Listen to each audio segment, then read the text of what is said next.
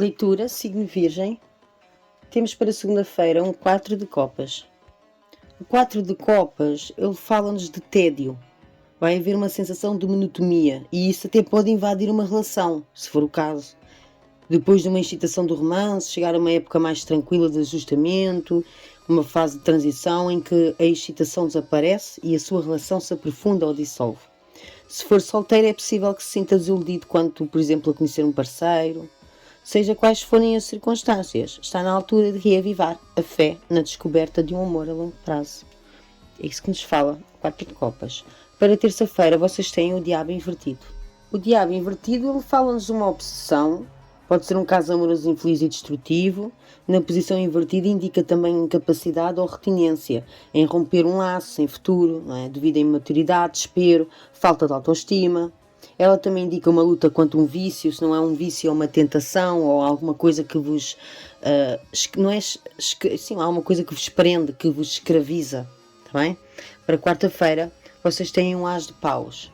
É uma carta que nos fala de êxito criativo, ela expressa inspiração e boa comunicação, favorece todos os planos e projetos, tá? Principalmente os novos, quer que esteja a montar um negócio ou vias de construir até mesmo uma família, prevê muito êxito. E é um momento em que vocês estão em perfeitas condições para dar um passo em frente em relação a alguma coisa. Temos para quinta-feira um imperador invertido.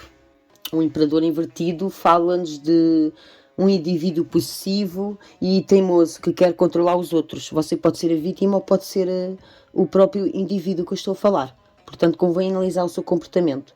Bem, pelo contrário, talvez se dê ao caso de estar a lidar com alguém que é dominador, que domina desnecessariamente uma pessoa ou até uma situação. E a carta fala que você ou alguém que conhece está a perder a perspectiva e que está na altura de recuar. Existe aí alguém possessivo e controlador, tá? Uma situação onde vocês se encontram que tem alguém possessivo e controlador, ou vocês serem essa pessoa, ou então alguém estar a tentar controlar-vos, ou vice-versa. Para sexta-feira vocês têm um 5 de ouros invertido. Isto é uma carta que fala de ganância. Vejam se não tem a ver aí com a mesma situação. Isto é uma carta que vos fala de ganância. Vejam se não são vocês que estão a ser gananciosos com alguém ou alguém está a ser ganancioso convosco, está bem? Esta carta fala-nos de ganância. Estas duas cartas também saíram na leitura do signo de Gêmeos, só assim por alto para contar-vos. E esta carta de ganância revela problemas financeiros que ameaçam, por exemplo, uma segurança doméstica ou a sociedades, parceiros, não é? É um caos que deriva de ganância e de mau juízo. E descobrir que o responsável é você ou uma pessoa muito chegada pode tornar ainda mais difícil o acto de perdão, está bem? Existe aí ganância, alguém está a tentar controlar uma situação, tá? Ou alguém, e porque é ganancioso, sim?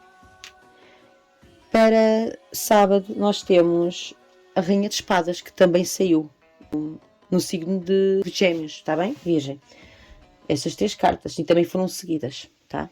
A Rainha de Espadas fala de implacabilidade. Ela diz que ela é assim, armada de comentários cortantes e ameaças negras. Ela é implacável, obcecada por si própria e não é nada preocupada com os sentimentos alheios. É uma carta que expressa os piores aspectos de uma empregadora ou matriarca. Como situação, ela prevê uma negociação que não lhe será favorável, tá? Para domingo, temos o Valete de Ouros. O Valete de Ouros fala-nos de notícias acerca de dinheiro, que também por acaso saiu no signo de Gêmeos, mas foi durante a semana, não no domingo. Vejam lá se não são vocês. Estão a tentar controlar uma situação e por isso recebem dinheiro. Ou ao contrário, outra pessoa queria controlar uma situação, não é? E pronto. Ou era outra pessoa que queria controlar a situação.